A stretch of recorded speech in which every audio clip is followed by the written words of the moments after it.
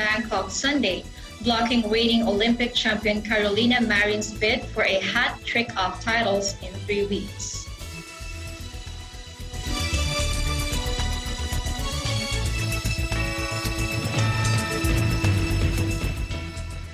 First, in Myanmar, where the military staged a coup on Monday, detaining democratically elected leader Aung San Suu Kyi and declaring it had taken control of the country for 1 year under a state of emergency.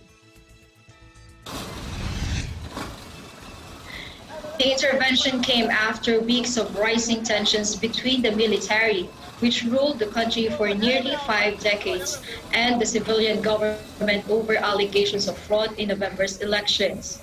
The military last week signaled it could seize power to settle its claims of irregularities in the polls, which Suu Kyi's National League for Democracy or NLD party won easily. Suu Kyi and President Win Myint were detained in the capital Naypyidaw before dawn on Monday, NLD spokesman Myung Nyun told AFP, just hours before Parliament was meant to resume for the first time since the elections. In Yangon, the former capital that remains Myanmar's commercial hub, troops seized the city hall, according to an AFP journalist. Soldiers were in the streets of both the capital, Naypyidaw, and the largest city, Yangon, according to multiple reports.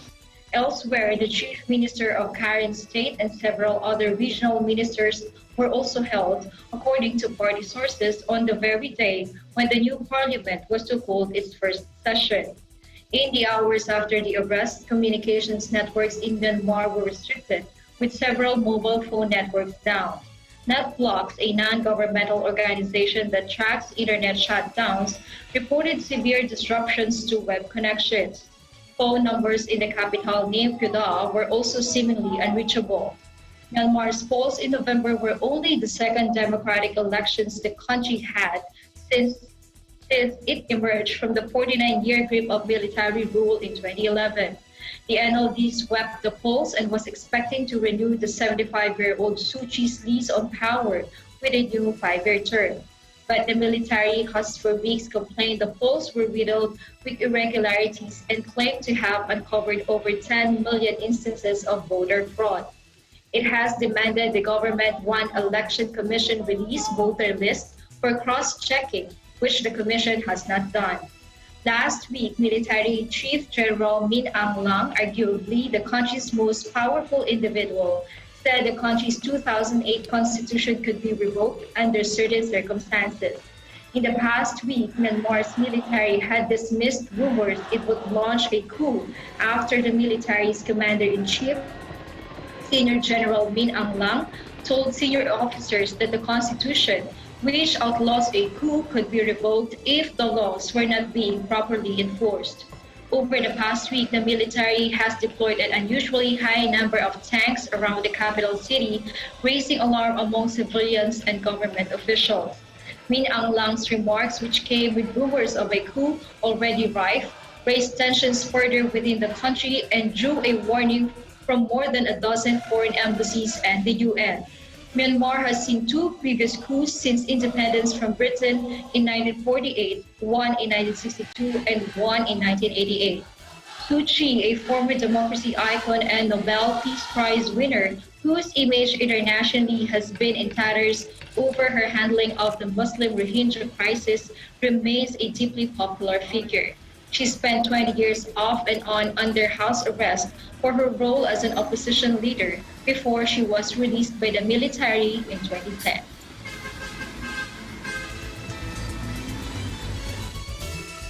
Meanwhile, the United States urged Myanmar's military to release the detained officials, including de facto leader Aung San Suu Kyi, and warned of a response from Washington over the apparent coup. Suu Kyi and the country's president were taken into custody after weeks of rising tensions between the military and the civilian government over allegations of fraud in November's elections. The United States opposes any attempt to alter the outcome of recent elections or impede Myanmar's democratic transition and will take action against those responsible if these steps are not reversed. That is according to White House spokeswoman Jen Psaki in a statement. She added, "We urge the military and all other parties to adhere to democratic norms and the rule of law and to release those detained today."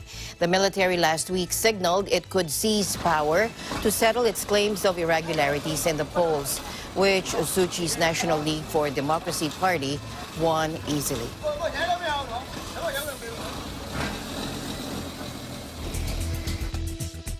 Australia on Monday demanded Myanmar's army immediately release de facto leader Aung San Suu Kyi and other elected leaders, warning the military was once again seeking to seize control of the country. Foreign Minister Marise Payne said in a statement, quote, "We call on the military to respect the rule of law, to resolve disputes through lawful mechanisms, and to release immediately all civilian leaders and others who have been detained unlawfully. We strongly support the peaceful reconvening of the National Assembly, consistent with the results of the November 2020 general election," Payne said. Suu Kyi and President Win Myint were detained early Monday as part of an apparent coup after their National League for Democracy won an election landslide. Myanmar's poll in November were only the second democratic elections the country has seen since it emerged from the 49-year grip of military rule in 2011.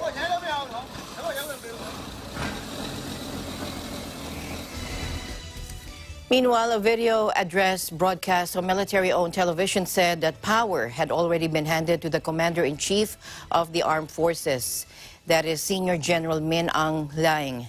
Myanmar's military declared a one-year state of emergency on Monday and appointed the general as acting president after arresting civilian leader Aung San Suu Kyi and other senior officials. The UEC Election Commission failed to solve huge voter lists irregularities in the multi-party general election, which was held on November 8, 2020, said the statement signed by the new acting president, Nguyen Xuey, a former general who had been vice president. The statement accused other party organizations of harming the stability of the state. As the situation, it said, must be resolved according to the law, a state of emergency is declared.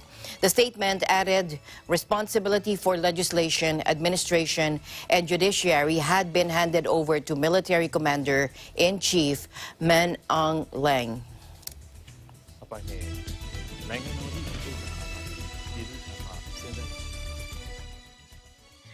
U.S. Secretary of State Antony Blinken added his voice on the latest development in Myanmar. Take a look.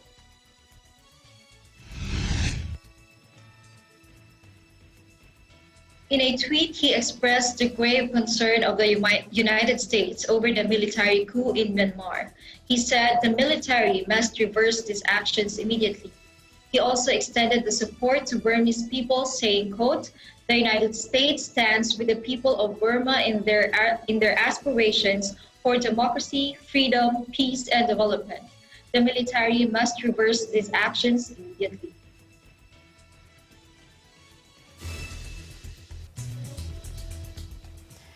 Now, the United States led governments around the world in calling for the restoration of Myanmar's democracy on Monday after the military staged a coup, arresting civilian leader Aung San Suu Kyi and other politicians. Just to give you a recap, plus more, take a look. In the United States, it said that the U.S. will take actions against those responsible if these steps are not reversed. That is according to White House spokeswoman Jen Psaki in a statement. She also said that the U.S.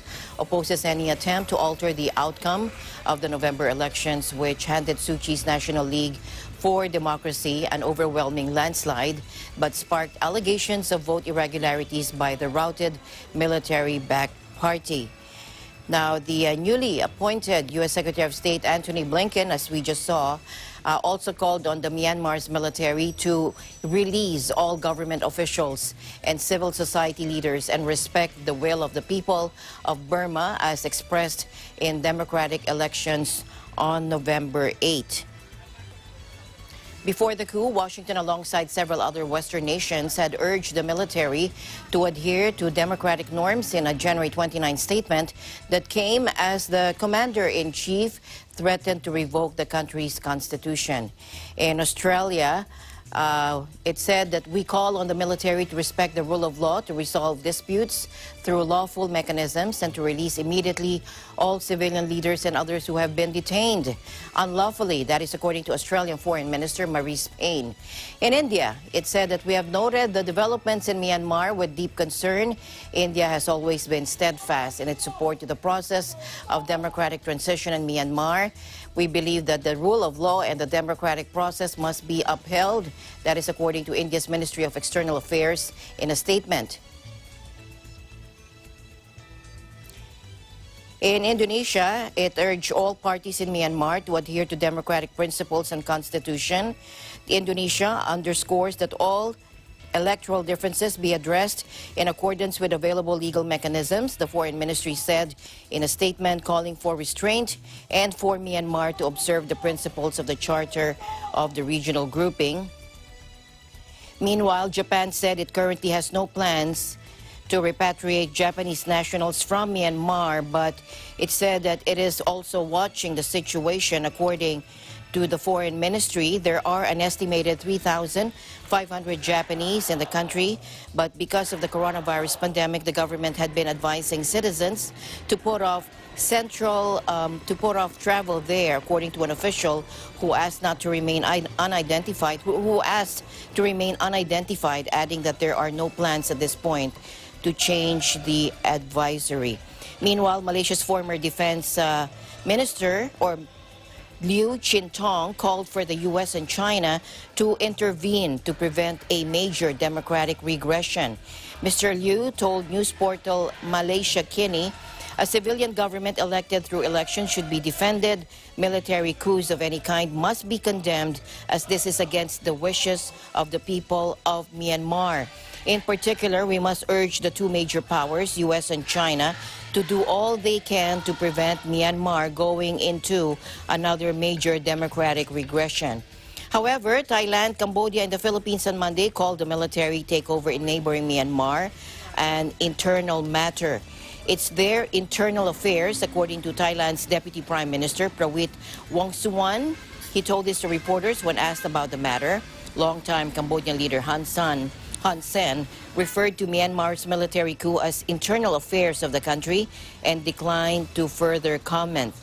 The Philippines is prioritizing the safety of its citizens in Myanmar and sees events in the country as an internal matter that will not meddle and that the country will not meddle with it, according to presidential spokesman, Secretary Harry Roque.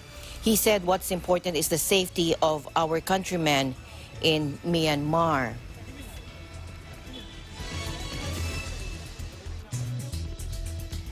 Meanwhile, the UN Secretary General Antonio Guterres has condemned the military detention of Myanmar's leaders in a coup, including de facto leader Aung San Suu Kyi. He said, quote, take a look, the Secretary General strongly condemns the detention of State Councilor Daw Aung San Suu Kyi, President U Win Myint, and other political leaders on the eve of the opening session of Myanmar's new parliament. That is according to spokesman Stefan Dujarric in a statement. He added these developments represent a serious blow to democratic reforms in Myanmar. The 2008 constitution carves out a powerful ongoing political role for the military, giving them control of the key interior, border, and defense ministries. Any changes need the support of military lawmakers, who control a quarter of seats in the country's parliament. Its guarantee of military power makes the constitution a deeply unpopular document, according to Yangon-based political analyst Kin Za-win. Suu Kyi and her government have been trying to amend the charter since winning the 2015 election with little success.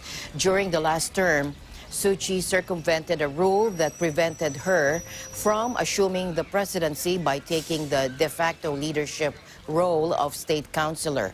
Political analyst Saw Myint Aung said this loophole is one of several the military did not foresee.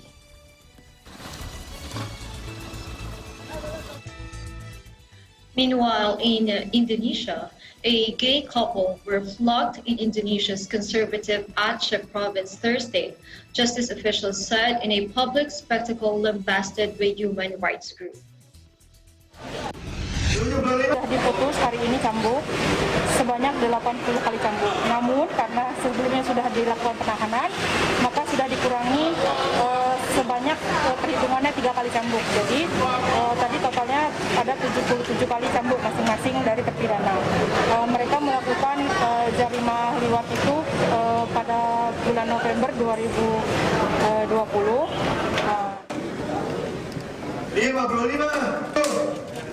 58, 59,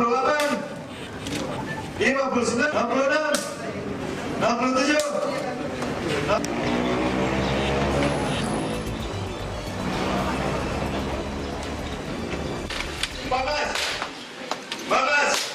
The two men were whipped nearly 80 times each for having gay sex, which is outlawed in Aceh province under local Islamic law. The pair, who were not identified, winced in pain and pleaded for the whipping to stop as a masked Sharia officer beat their backs with a rattan stick. The punishment was briefly halted and the men, both in their 20s, were allowed a drink of water before it continued. The men were arrested in November at a rental home where a landlord found them half naked in their room. In Aceh, on the northern tip of Sumatra Island, public flogging is a common punishment for a range of offenses that include gambling, drinking alcohol, and adultery. 4 others were whipped between 17 and 40 times on the same day over allegations they drank alcohol or met with members of the opposite sex. Human rights groups slammed public caning as cruel, and Indonesia's President Joko Widodo has called for it to end, but it has strong support among Aceh's population. The region started using religious law after it was granted special autonomy in 2001, an attempt by the central government to quell a long-running separatist insurgency.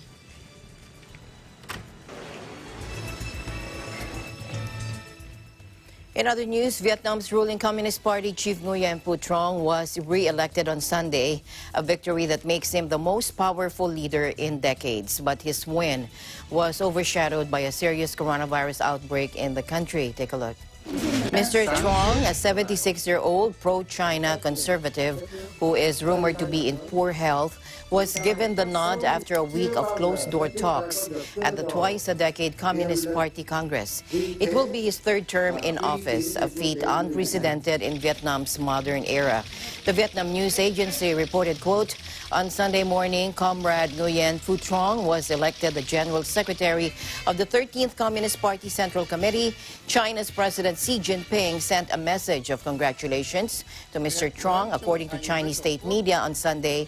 Another stint in the top job for Trong is seen as a boost for his high-profile anti-corruption campaign, officially dubbed a blazing furnace that has swept through the party, police, and armed forces. Carl Thayer, an emeritus professor at the University of New South Wales and an expert on Vietnam, said, we can expect Trong to continue to push his campaign, which has claimed high-level party officials, including 3 Politburo members. With graft widespread across all state sectors, Trong's anti-corruption drive has largely proved popular with the Vietnamese public and many party members. Mr. Trong, the first party general secretary to serve a third term since the Doi Moi era of economic reform began in 1986, has also served as president since 2018. For the moment, he remains so, but will step down later this year when the National Assembly appoints a replacement.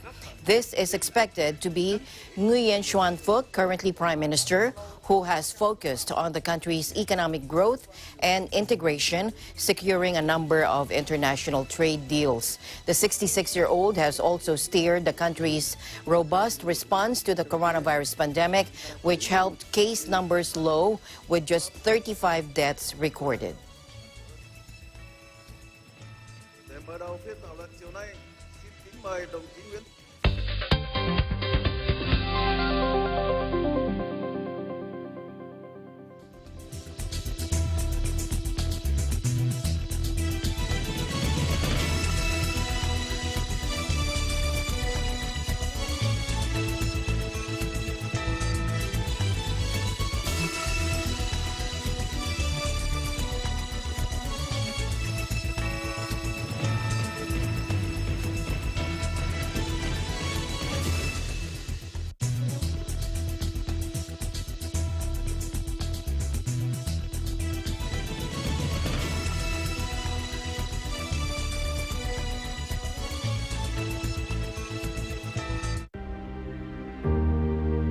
says the best defence is still containment. We are in uncharted territory. Final volume 450. FI on to 100%. Tracking back.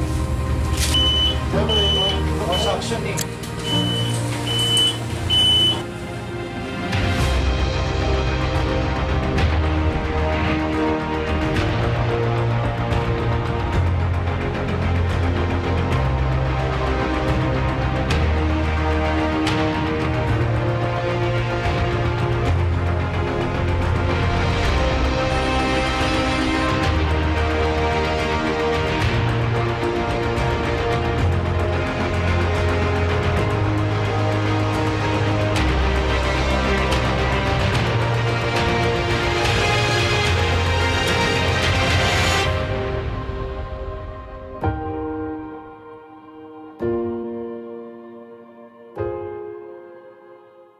Yan ang problema sa pag ang magkakalaban puro winners. Napakahirap i-judge. Ay, nako, yung confidence mo, ang galing-galing. Control yung voice, ang galing. Nako, kaya nga napatayo ako eh. And another tayo ulit. Lahat naman talaga sila mahusay eh. Pero syempre, pipiliin namin kung sino talaga yung pinaka-the best. Nakapikit lang ako. Bihira akong binukas ang mata ko kasi parang dinuduyan ako, parang gusto kong matulog. I like your performance. Ngayong Sabado, the search continues para sa mga kababayan nating may natatanging galing sa pagkanta. Sino-sino ang mga bagong kalahok na magpapakitang gilas sa kantahan? Nako, malalaman po natin yan dito sa biggest talent competition on Philippine TV and online. Ito po ang Taging sa Nagaling Part 2 Singing Edition.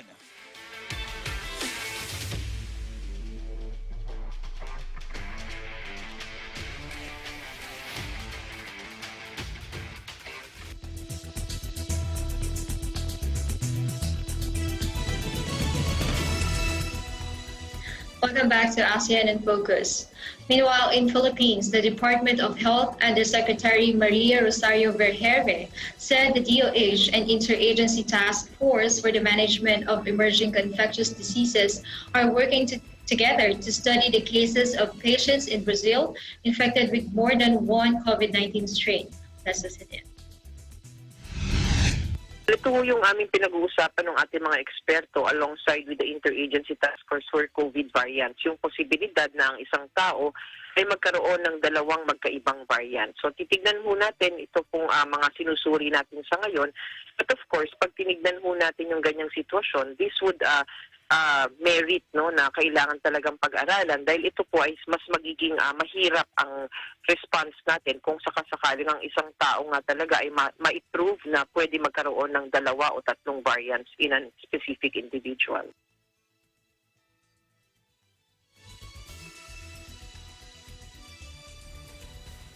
Meanwhile, starting today, February 1st until the end of the month, February 28, the Department of Health will hold the second phase of its measles, rubella, and oral polio vaccine supplemental immunization activity, or MROPV, SIA, amid the ongoing COVID-19 pandemic and polio outbreak. The phase 2 of the vaccination campaign will be done in the Visayas region, National Capital Region, Central Luzon, and Calabarzon, and it aims to immunize close to 10 million children. The phase 2 MROPV aims to vaccinate 5.1 million 9 to 59 months old children for the measles rubella vaccine and 4.8 million children 0 to 59 months old for oral polio vaccine, according to the DOH in a statement. Now, this follows the successful nationwide vaccination campaign against measles, rubella, and polio last year in Mindanao, Cordillera, Ilocos, Cagayan Valley, Mimaropa, and Bicol regions, with a coverage of 93% for measles, rubella vaccine and 89% for oral polio vaccine. The DOH said that this campaign was a hard battle for the DOH, all local government units and other partners, considering the triple threat of outbreaks on the top of the COVID-19 pandemic.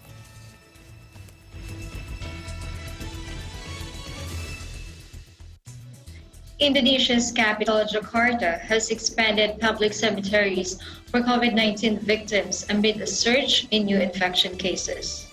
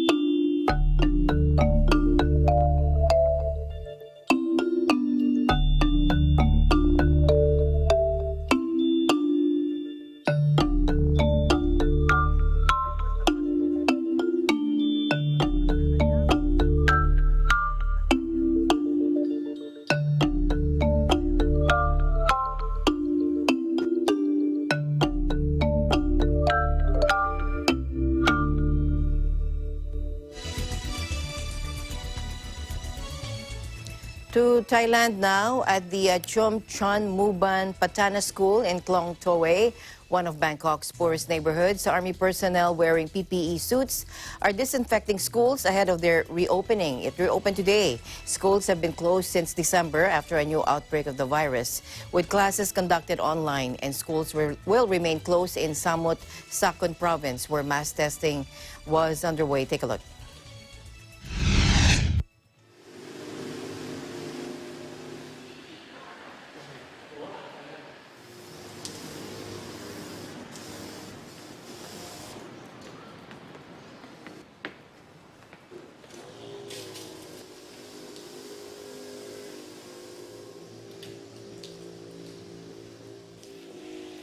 เราก็เชื่อมั่นว่าการทำความสะอาดที่นี้มีความสะอาดเพียงพอที่นักเรียนมาแล้วก็จะได้รับความปลอดภัยอะค่ะ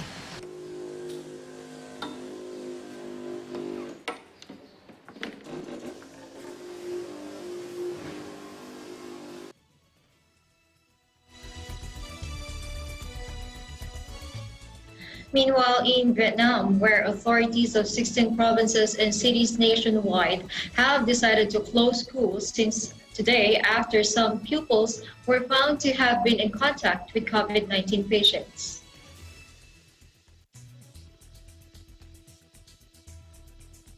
In Thai Nguyen, schools are shut from February 1 to 16. Schools are closed since February 1st until next announcement in Hung Yen, Tu Yen Quang, Bin Phoc, Hua Bin, Thai Bin, Galai, and Hanoi. Hanoi also decided that all bars, karaoke parlors, and discotheques must close, and residents are told to avoid non-essential gatherings from February 1 to contain spread of COVID-19. In Bar Yang Vung Tao and Bin Dong, schools are closed from February 1st. In Bin Phuc, pupils are asked to stay at home from February 1st. 9th and 12th grade pupils will learn online. Authorities in Luc Nam and Yen Dung districts of Bac Yang province decided to shut all schools from January 31st until next announcement. In Bac Ninh, the Department of Education decided all pupils and students to stay at home from January 29 to 31, as the local authorities were tracking those coming in contact with COVID-19 patients there. Haiphong City released announcement asking students of all grades to stay at home from January 29 until the next announcement. As Haidong is the current hotspot of COVID-19, the local authorities decided to shut all schools and universities from January 29 until next announcement. As of 6 a.m. on Monday, Vietnam confirmed 1,819 COVID-19 cases, including 933 local infections. Meanwhile, back here in the Philippines, 40 more police personnel have recovered from the coronavirus. The Philippine National Police said the additional recoveries pushed the PNP recovery tally to 9,542. 68 additional cases, however, 40 pushed the PNP COVID-19 total to 10,185. Of these, the PNP said 615 were active. No additional deaths were reported, which means the death toll due to COVID-19 among police personnel remains at 28. The government's nationwide COVID-19 vaccination program is expected to start this year, with uniformed personnel, including policemen, included among the priorities.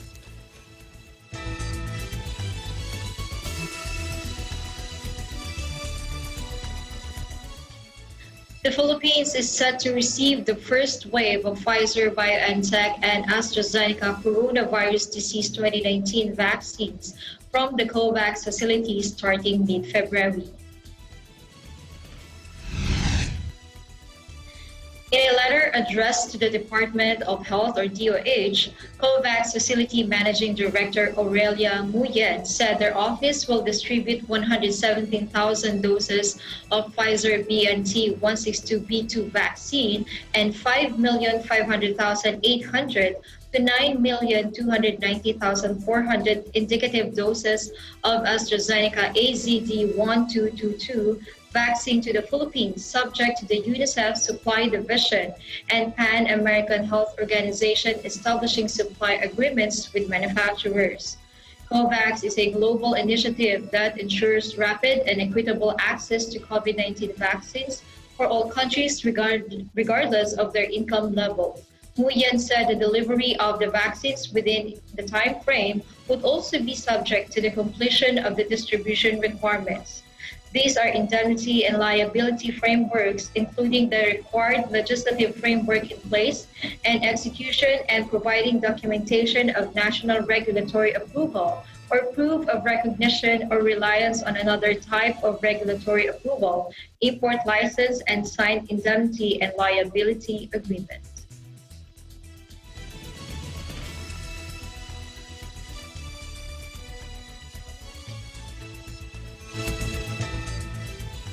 More news around the dynamic ASEAN region after this short break.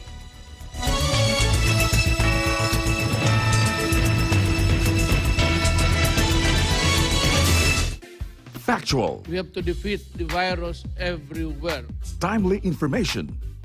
Balanced, not only in the country, but also abroad. I'm certain of one thing. Interviews that people need to know.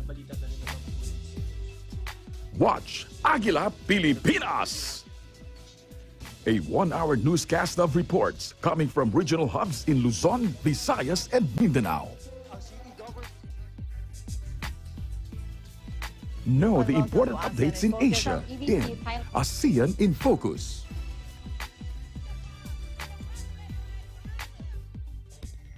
Track the latest stories in the provinces in Aguila Provincia. Tune into Mata ng Agila, the evening primetime news program of Net25. Balanced and objective, Mata ng Agila covers national and international issues, tackles news on business, health, science and technology, entertainment, sports and human interest features, and current events. And Eagle News International delivers the latest global reports, impartial, accessible, and up-to-date. It brings to fore EBC's rich international scope and access to valuable information streams. Well, thank you to our health outdoor. Catch these programs on Net25. You can also watch our news programs through eaglenews.ph and Eagle News Facebook page and YouTube channel.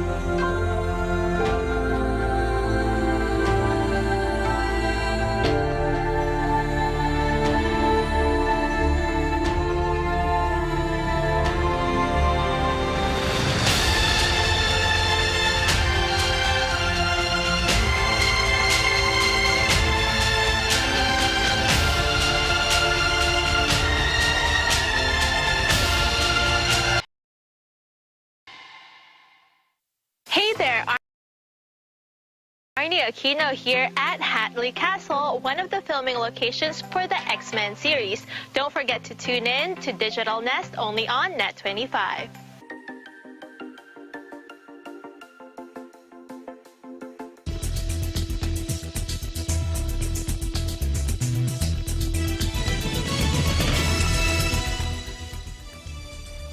Welcome back. President Duterte has imposed a 60-day price ceiling on chicken and pork products in Metro Manila. Senator Bongo made the announcement as he hailed the president for the issuance of Executive Order number 124. Mr. Go said the 60-day period may be extended by the president upon recommendation by the Department of Agriculture. Earlier, Agriculture Secretary William Dar said that the Philippines was under a state of calamity due to the rising prices in those products as a result of the African swine flu in farms, the destruction of crops due to typhoons, and unscrupulous traders.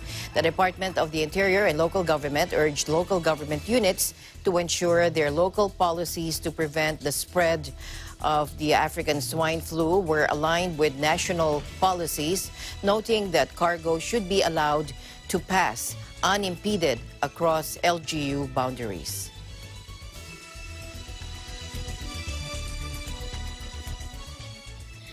Britain said it is to apply to join a massive 11-nation free trade bloc of Asia-Pacific countries this week, not long after quitting the European Union single market.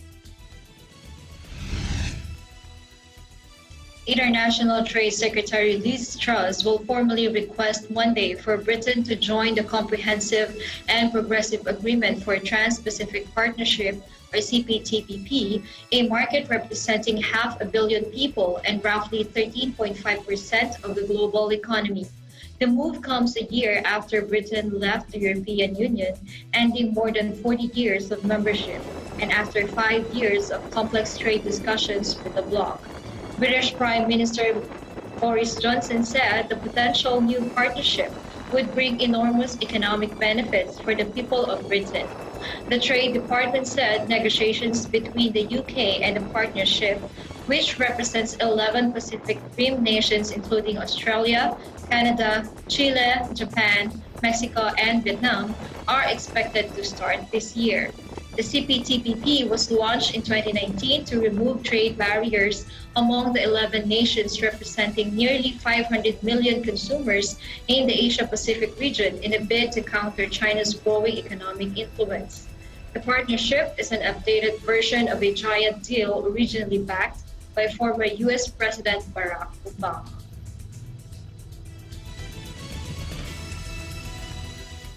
Meanwhile, most Asian markets bounced Monday following last week's bloodletting as bargain buyers moved in. But dealers remain on edge as surging infections and a stuttering vaccination rollout offset long-term hopes for the economic recovery. Worries about online retail investors' attack on Wall Street short traders was also causing angst on trading floors, with fears they are being forced to sell some equities to cover their backs. Global markets were a sea of red last week, owing to a combination of issues including rising virus cases, problems with countries' immunization programs, and worries about high valuations following a months-long rally. New York's three main indexes all ended Friday with steep losses, and there's talk that equities will soon see a correction. Still, the new week started on a positive note, with Hong Kong and Seoul up more than 1% each, and Tokyo gained 0.9%. Shanghai, Sydney, and Taipei also enjoyed gains, while Manila piled on more than 2%. Now, there were losses in Singapore, Jakarta, and Wellington.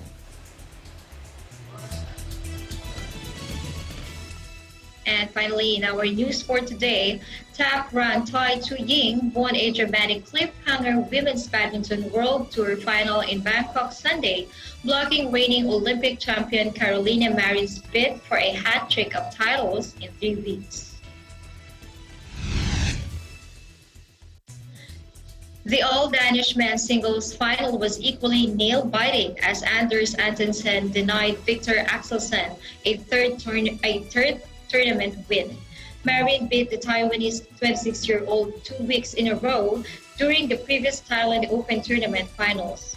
The Spaniard had a shaky start Sunday as Thai exploited holes in her defense early, but Marin mounted a successful comeback in the later stages, winning the opener 21-14. Marin was loud and feisty in her verbal celebrations, but a visibly annoyed Thai soon found her own voice. In the second game, Thai dominated early and dictated a commanding pace, eventually triumphing 21-8. The decider was filled with fast and furious rallies. Both players yo-yoed up and down the scoreboard, but 2 late spectacular drop shots were critical in sealing Thai's victory 21-19. Axel Sen, ranked 4th, couldn't control his nerves, losing the first game 16-21. His body language showing immense frustration as errors piled up and shots landed wide. He managed to regroup to win the second game at 21-5. But in the decider, Anton Sen had all the right answers, triumphing 21-17 to claim the game and the hour-long match against an increasingly ruffled Axel Sen. Anton Sen is the only man to beat Axel Sen in more than a year. Thailand has hosted 3 consecutive badminton tournaments in a biosecure coronavirus bubble without spectators to guard against the pandemic, although there were 4 positive cases, including 2 players.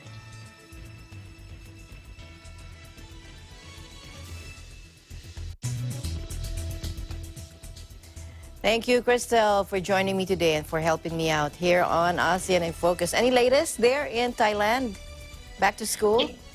Yes, Alma, that's the latest update here in Thailand. It's back to school, but there are still some restrictions, especially on the provinces that are included in the red zone areas, and that includes Bangkok and Samut. It includes Bangkok? Yes. Yes, there are still cases in Bangkok, and it's nearby provinces. All right. Thank you very much, Crystal, for joining me today. Thank you so much, Alma. It's glad to be of help. And that's the latest news around the ASEAN region. Thank you for watching. I am Crystal Mapa from BBC Thailand Bureau. We live in interesting times. And we'll see you back tomorrow for more of ASEAN News. I'm Alma Angeles, and we live in interesting times.